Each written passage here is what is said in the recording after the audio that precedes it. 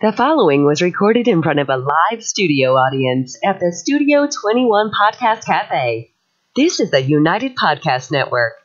The following program is closed captioned for the thinking impaired. By tomorrow, I will rule the world! You think he's gone? He's not gone. That's the whole point. He's never gone. Is this some radical new therapy? You see?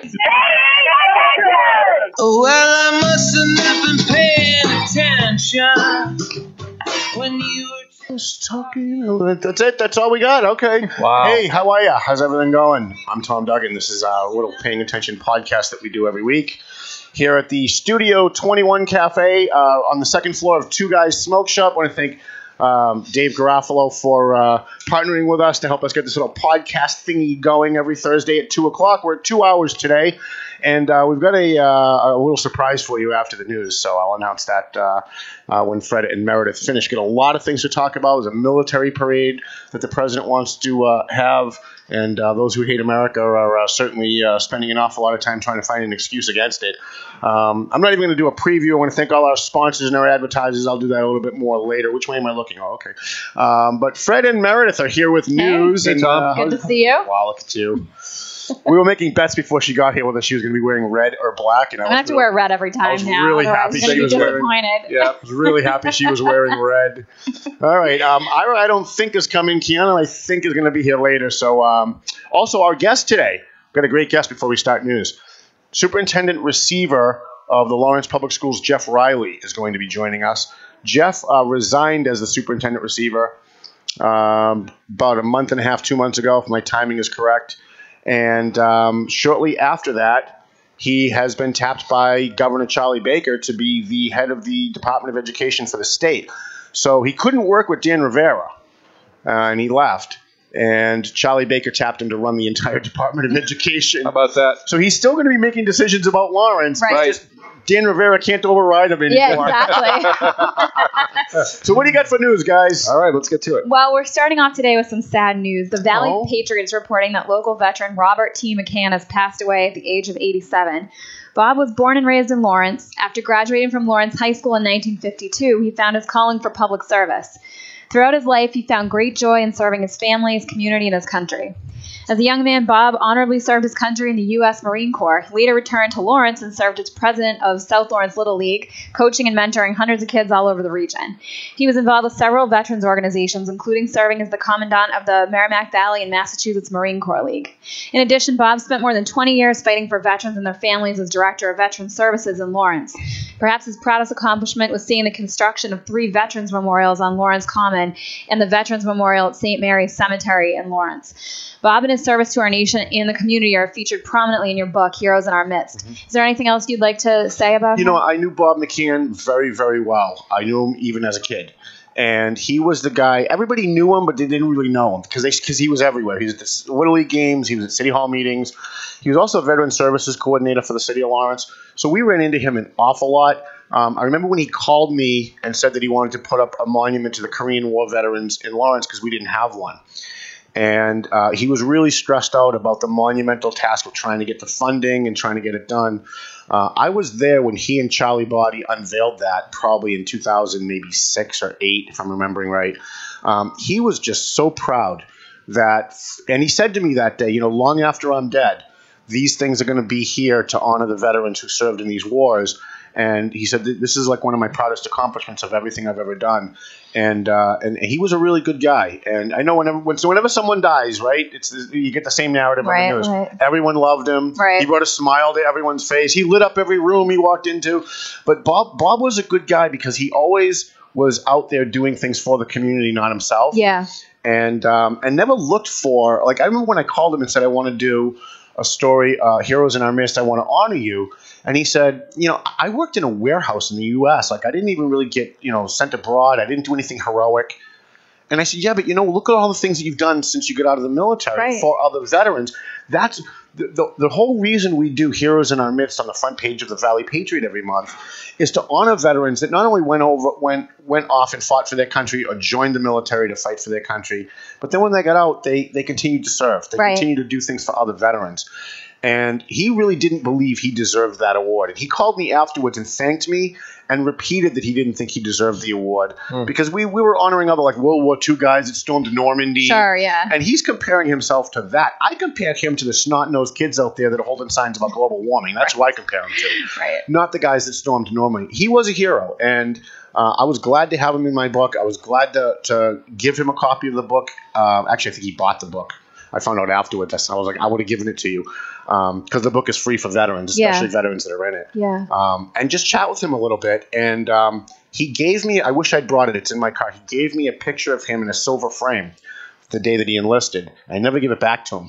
And I kept calling his son-in-law, Mark DeFruscia, over the last couple of years because we talk about other business stuff and say, listen, I got to get this picture back to Bob. Yeah. And I know he when he gave it to me, he said, this is like really important. I really need this back. And I never got it back to him. So we're going to bring it to his wake. Yeah. We're going to put it up at his wake. Wow. And so at least his family can have it. Yeah, that's awesome. Nice. Yeah, we're gonna miss Bob. Bob was he lived in Methuen the last, I don't know, maybe 10, 15 years of his life. But that guy was dedicated to the city of Lawrence like nobody else I've ever met. And he deserves all the kudos he can get. So. Well, Tom, it's tough to follow a story like that, right? But we're going to turn down at Washington, D.C. Yep. You know Nancy Pelosi. You know who she is. Yeah, I've heard of her. She's a little nuts. Well, so you know that she's someone who's not usually at a loss for words, right? Yep. Well, she especially wasn't at a loss for words yesterday because she took to the floor of the House of Representatives and she spoke for 8 hours straight. Wow. So her filibuster came as she argued for more protections for illegal immigrants here in the United States. Because that's important. Well, yeah. Screw the veterans. Screw the cops and the firefighters. Education, that's not important. But citizens of other countries, that's number one. So what do you talk about for 8 hours, right? Yeah. Now, so she covered a range of arguments in support of protections for illegal immigrants, and she frequently invoked her Catholic faith while she was on the floor. In fact, Catholic faith? She was even heard to invoke... Paul. We need Paul up here for that. She invoked the names of Pope Francis, former Pope Benedict, and St. Augustine in support of her positions and her pleas. So all this comes as Congress continues to consider ways to address immigration and come up with a workable solution on a number of different issues. And of course, there are midterm elections that are looming this fall. This is a woman who's for abortion on demand up to 3rd grade. And she's talking about religion and God and the Pope. Are you kidding me? And who has been highly criticized by some Catholics. I would imagine exactly so. Because of that. And rightfully so. This is. I mean, look. We all know. All right. Let's just not pretend for our audience. Nancy Pelosi doesn't believe in anything. Nancy Pelosi believes in power for the Democrat Party so she can maintain power and make more millions of dollars being in the House. That's all she cares about. And I was talking to some friends the other day. If Latinos in America started voting in large numbers for Republicans, she'd be out there building the fucking wall by herself. She'd be out there with the cement. She'd be putting the bricks up. Seriously, her and Elizabeth Warren would be out there making sure that wall was as high as humanly possible. You're right. Because they're serious. They don't care about illegal aliens. They don't care about Latinos. They don't care about blacks. Look, the Democrats claim they care about blacks, right?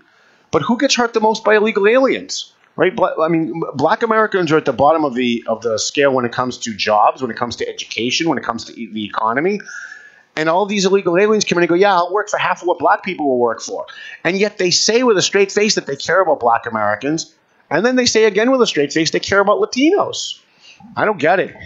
She doesn't believe in anything, that lady. Well, what do you think it's going to mean for this fall? I mean, we have midterm elections coming up. A lot of people talking about immigration. We still don't have a solution for that. And Congress seems like it's a mess. Do you think Republicans hold the House? I don't know, but I can say this. If they don't hold the House, if they don't hold the Senate, Donald Trump will be impeached. So anybody who's voting for a Democrat in the mid-year election is voting for impeachment of Donald Trump, period. And they're not even hiding it. Maxine Waters called for him to be impeached before he even took office. Mm-hmm. So this is just really about hatred. It's about hating Donald Trump because he doesn't have the political belief that the propagandists on the left have foisted on us for the last 10 years. And he, just by his existence, blows that out of the water. So, anyways. All right. So we're going to be talking a lot about education today. Oh, we know. So with that in mind, we're turning our attention to the city of Haverhil, where the search for a new superintendent of schools has produced a list of 3 finalists. An 18-member search advisory board screened 25 applicants and interviewed 8 candidates. Of that group, the board picked Jared Fulgoni, Haverhil's assistant superintendent, Margaret Murata Smith, assistant superintendent for Salem Public Schools, and Dr. Anthony Pope, instructional superintendent in Boston, as its finalist to succeed James Scully. The selection of Dr. Pope has generated some criticism, as it's been reported that he stepped down from a position as Marlborough superintendent in 2012. At the time, it was reportedly claimed that Pope shoved a guidance counselor during a student protest, causing teachers to hold a vote of no confidence. It was also reported that students protested Pope's firing of a Marlborough High School assistant principal, Adam Baker, who was reinstated after Pope left in 2012. The Haverhil School Committee will visit candidates' current school districts during the last week of February and will host candidates for public interviews in Haverhill in March. So that'll be interesting. Yeah, I know Jim Scully very, very well. I served with him on the Lawrence School Committee. I'm sad to see him go in Haverhill. There's a guy that really loves kids. Yeah. If you had students protesting one of these applicants, that's the guy I'd be hiring. If I was sitting on the Haverhill School Committee and they said, well, you have students that are protesting this guy, I'd be like, well, that's the guy I want. Right. Because these students don't know shit. They just don't. I mean, they're a bunch of they've been brainwashed to be a bunch of little left-wing fascists, which we're going to talk about in the next segment. We're going to just make a note. People think that fascism is right wing. We're going to talk in a little bit about how that's not the case. Yep. But they've become a bunch of little left-wing fascists. Anybody who doesn't agree with their politics is a bad person. Mm-hmm. Not just that they disagree. They're a bad person. Right. And they go out and they cause mayhem for anybody who doesn't hold their political views. And the fact that this guy got protested, whoever he is, that's a guy I'd want. Right. Yeah. That's a good point. Yeah. We'll have to see what happens. So we're going to turn now. I'm sure Ferentini will pick the most left-wing lunatic, pro-illegal alien, pro-gay marriage, pro-abortion on demand up to fifth grade candidate he could find. But we do have some conservatives on that school committee, like Scott Wood. And is Sean Tui still on? No, but Maura Ryan. Maura Ryan is. She's very conservative. Yep. So you got at least two. Maybe they can cause enough trouble to maybe get somebody who's middle of the road. Yep. I always say whenever school committee members call me and say we're looking at a new superintendent, you went through that when you were in the Lawrence school system. What is your advice? The only one advice that I give to people is find someone that's not political. Right. Left wing or right wing. Right. You want someone that's going to care about education and is not going to be interested in the pretty language of politics in the classroom. I don't want kids learning about global warming. I don't want them to learn about bullying. I don't want them learning about gay marriage. Teach them math, science, history, and social studies, which should be history. And when you can do that right, which they're not doing, right? If you can do that right, then we can have a conversation about global warming and this other political stuff. But we're graduating kids that can't speak, read, and write English. Right. So do your job first. Right. Then we'll talk about the politics. Yep. So. Well, when there is a pick, we'll have it to report here and paying attention. And I appreciate that. Absolutely. Maybe you can get the new guy on. That'd be great. We should try. We'll have him come on. We'll ask him about politics. He'll be all flustered. So maybe later this spring. Like Jeff Riley. So, Tom, we're going to turn now to Beacon Hill, where there's a power struggle in the Mass Senate. Really? There is. Wow. So Democrats in the Senate decided to keep Senator Harriet Chandler as their leader through the end of this year, instead of allowing embattled state Senator Stan Rosenberg to reassume that post. Now, Rosenberg, as you may recall, stepped aside as Senate president in December amid allegations of sexual assault and improper influence against his husband, Byron Hefner. Against what? Against his husband, Byron Hefner. All right. So under the latest move, Chandler will stay on as the leader of the Senate through the next state election, which is this fall. So when there's a new Senate that's picked and sworn in January 2019, she will step aside and allow a new Senate president to be chosen. Chandler also will not be referred to as the acting Senate president anymore. They're going to drop that from her name, and that's going to reinforce her authority over the Senate. Yeah, Democrats really care about titles. They do. They don't really care about doing anything, but they obsess on titles and what you call things. That's right. So. Now, Tom, it's unclear what this is going to mean for Rosenberg long term. He should be in jail, is what he should be. The Boston Herald has quoted State Senator Barbara L'Italian, an Andover Democrat who's now running for Congress, as saying, quote, "I think most agree that it would be difficult, if not impossible, for him to return to the Senate presidency, but I can't say that that's a unanimous feeling," end quote. State Senator Eileen Donoghue has said that she would be interested in becoming the next Senate president should there be a vacancy in that office after Chandler leaves. God help us all. Several other members have also expressed their interest. I think they should just get Kim Jong-un and have him come to the Senate and have him preside over the Senate, because there's really not a whole lot difference. I mean, Kim Jong-un hates America. The Democrats in the Senate hate America, right? Kim Jong-un wants to take away people's right of free speech. The Democrats in the Senate want to take away people's right of free speech. There's really not a whole lot different. The only difference is the Democrats in the Senate aren't killing people yet. But they are for abortion on demand up to 3rd grade. So, I mean, there's that. Well, this is kind of the latest in a series of problems, if you will, that have besieged the leaders of both houses in the Massachusetts legislature over the years. What do you think it's going to mean for the Democrats as they try to hold on to their solid grip on power? In Massachusetts, they'll never lose their solid grip on power in Massachusetts. Do you think it'll affect it at all? No. It's too. Massachusetts is so corrupt that every single speaker we've had has gone to jail, and now we've got hopefully a Senate president going to jail, and I'm sure that next Senate president will go to jail too. Part of the reason for that is in order to get to that position, you have to be corrupt. You have to take payoffs. You have to give contracts to contributors, or you don't get there. And so every time I see someone get elevated to the position of speaker or assistant speaker or president, Senate president, I put them on my blacklist, and I start, digging. And anytime something falls on my desk, I make sure that I dig into that, because Beacon Hill is a cesspool, and they come out and they say we support Black Lives Matter because cops are evil and they're a bunch of racists. And then they turn around and they pass a bill that gives cops more power to pull people over, especially black people, like we talked about a couple of weeks ago, like the hands-free driving bill. If they were really concerned about cops having too much discretion to pull over black people for being black, they wouldn't be voting unanimously, by the way, to have a bill, to have a law where cops can now pull you over because they saw you look at your phone. Right. If you get a taillight out, you can prove you didn't have a taillight out. Right. If you were speeding, you might be able to prove, or at least. But if they say you were touching your phone while you were driving, well, you've got no recourse at all if you're a black guy who's being targeted by those evil white cops in Massachusetts that are just looking to gun down black men for fun, right? So, I don't know. They don't believe in anything. Really, the Republicans aren't much different. They're not much better. They are better, but not much better anyway. Speaking of Beacon Hill, I just started Lenny Mira's new book. Is it great? It is fantastic. He hasn't introduced you yet, as far as I've gotten into it, but it is great. It's really great. When you get to my character in the book, who he called Tom Duggan, I never laughed so damn hard in my life. The way he described the CAP studio. The first scene that I'm in the radio station when I used to do my show on CAP. And he described the CAP studio like rats running around and boxes. And she's walking through the lobby thinking like maybe she's going to get raped. And all of that is true. All of that is true. So I laughed my ass off through both of those chapters. I'm loving it. Yeah, everyone should download his book. It is fantastic. It's called Boston Sort of Legal. Yes. Yep. Lenny Mira and Tim. I can't wait for the next one. I'll post a link on my Facebook page too. Well, Tom, we do have some good news out of Beacon Hill, or at least some happier news, right? Treasurer Deb Goldberg is I love her. She's a Democrat, but I love her. She is. She's hosting a special guest at her State House office this week. Now, can you guess who that is? It's not Tom. Could be. It's not me? Tom. No, it's not Lenny Mira that we know of. No. The guest is Lucky. Now, Lucky is actually a lottery terminal. And it's the terminal that produced the record-setting $758 million winning Powerball ticket last August. Now, visitors will have the opportunity to actually meet Lucky and have their photo taken with it. Budding celebrity, and they'll have a selfie station there, complete with props. Now, where is this going to be? I might go to that. I was going to say, it's a great excuse for you to go in there. Right. So Lucky was actually previously employed at Pride Market, which is in Chicopee, where Mavis Wonchik purchased her ticket for the August 23rd, 2017 Powerball drawing that yielded her the largest jackpot prize ever won, ever. On a single ticket in U.S. lottery history. Do we have her phone number?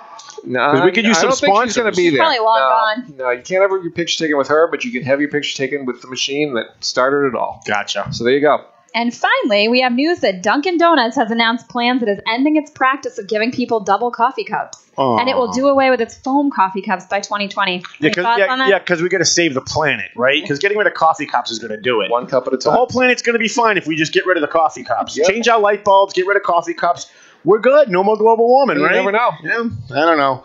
All these fads, all these stupid fads that everybody follows, and they all think they're being plastic cool. Bag. Yeah. Mm-hmm. Didn't Cambridge ban plastic They're bags? all doing it. Gabriel's looking at it right now. And I hear that they're also trying to ban plastic water bottles, too. Oh, yeah. That's a big thing. Yeah, that's phenomenal. And so, what are we supposed to do? Right. Yeah. I love these environmentalists. They go out and they hold signs for global warming and they don't do anything else. Like they cry about plastic bottles and all that other stuff. But, what are they really doing for the planet? Not really nothing. Right. Yep. I did some research when I was in college about interesting because I'm in the newspaper business now, about newspaper recycling. Mm-hmm. in order to recycle newspapers, they have to take the papers and they have to soak them in chemicals to pull the ink off the paper, so they can turn the paper into pulp and they can reprocess it. Those chemicals, there's a river in Texas that runs down into Mexico, where all of these recycling plants are along this river, and they dump all of their chemicals into the river because they're right on the border that goes down into Mexico.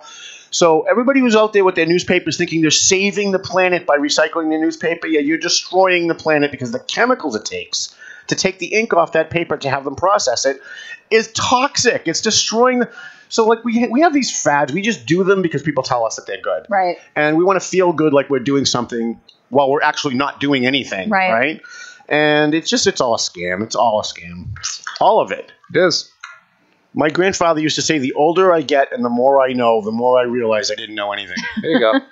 Because he said, once you get to be like 70, you realize almost everything you thought you knew was a total fraud. And it turns out I just turned 50. He's right. Oh, there you go. He's right. Everything we think we know. I mean, come on. So that's all you guys had for news? That's all we have. We're going to find a way to keep Meredith up here longer. Right? And you are in the same color as the young lady that came with Jeff Riley, too. She'll be hopefully up here, too. We told Jeff Riley he had to come with beautiful Spanish women from the Lawrence school system. And he never disappoints. Never. So we're going to have him up here in a couple of minutes. So that's all you guys have? Now, that's all we got. Tell us what you guys do and why you're here. All right. This is always my job. I just like hearing you say it. Well, we are partners at Lyric Consulting, which is a communications and marketing firm located in the Merrimack Valley, and we also operate our own real estate brokerage known as Lyric Properties. I'm an attorney by trade, but most importantly, beyond all else, we are Tom Duggan's agent. That's correct. So if you are looking for Tom Duggan to do any sort of public speaking, writing, book sightings, just an appearance, you just want to talk to him, anything like that. Yeah, don't call me. Don't call Tom. We know where to find him 24/7, anytime. We know where he's hiding out. We'll find him for you. And I'm going to give you guys, I'm putting together some ad crossover packages for people that want to sponsor the show and buy ads in the Valley Patriot. So you can do both. You could do... It carries you both ways. You get add the paper, sponsorship of the podcast. Right. And you get the bonus of we'll give you ads on the valleypatriot.com news stories. That's a good deal. So a breaking news story happens tomorrow. There's a shooting in Lawrence. We put it up. Your ad will be on that story. Well, and you're always very good about sharing sponsors on your Facebook, which has a ton of followers. Yeah. 11,000 people follow us on Facebook. Wow. Nice. That's a lot. That's great. It's amazing. I come and I do this show. We do this little live podcast here, and we have like 5 people watch. Then I leave here. I get in my car and I go live on Facebook, and 4,000 people watch me drive home. I don't get that. Like, how does that? How does that make the same thing? How does that make any sense at all? Like, this is substance. We're actually doing stuff here. 5 people care. If you're looking for the after show, it's everything you forgot to say during the show. You do it on the way home. Yeah, they want to hear me. They want to hear me drop the F-bomb, which I'm trying to do less and less on this show. Well, that's good. We appreciate that. But when I was told that we were a podcast and I could swear as much as I wanted to in the first couple of shows, I kind of let it out. That was bad advice. It was bad advice. Don't tell Tom that. Right. So we know where to find Tom. If you're looking for Tom, we'll find him for you. Give the phone number, the website address. How do people get in touch with you? So you can get in touch with us either at lyricconsulting.com if you need marketing for your business or for your political campaign, or lyricproperties.com. And best way to contact us is 978-494-4450 if you're looking for Tom. Yep. So if you want me to talk to your college class, if you want me to talk to your police department, or you want me to talk to whoever, I do public speaking, and I visit all kinds of different businesses to talk about networking and advertising and the newspaper business. First Amendment. I wrote the state's public records law. So absolutely. If you have a journalism class, you want me to talk about the state's public records law, I wrote it, so I'm pretty versed in it. You're a great public speaker. I'm a pretty good public. I don't do anything else well. Everything else is a total disaster in my life. You know, public speaking and podcast. Right. My personal life's a disaster. Everything else is a disaster. You like the paper. I'm really good at the paper and public speaking. Absolutely. Absolutely. I'm flirting with Meredith, because just look at her. Come on. He's an expert at that. Seriously. There you go. Unbelievable. If I wasn't in love with someone else, I would be stealing her away from you right now. I seriously would be. Sorry, I think I just blew Fred's cover. All right, guys, thank you so much. Thank you so much for coming in. We like to come in here every week, and we like to pretend that we're doing serious stuff and just goof around. It's what we do. Fred Van Magnus and Meredith Warren, thank you so much for coming in. Hopefully we'll be able to expand your news production stuff now that we're 2 hours. We get a few more sponsors. Sounds good. Good. So thanks so much. Thanks, Tom. Stu Fink, our fine producer. Let's bounce out to a break. We'll be gone for about a minute to 2 minutes, maybe 3. And then when we come back, we've got a big surprise for you. Paul Morano, my co-host, is rejoining us as the co-host of Paying Attention. I don't hear clapping. Don't we clap when we go to commercial studio audience? Come on now. Gotta retrain these people. Back after this, I'm Paying Attention where Colonel Sam Polton doesn't get it.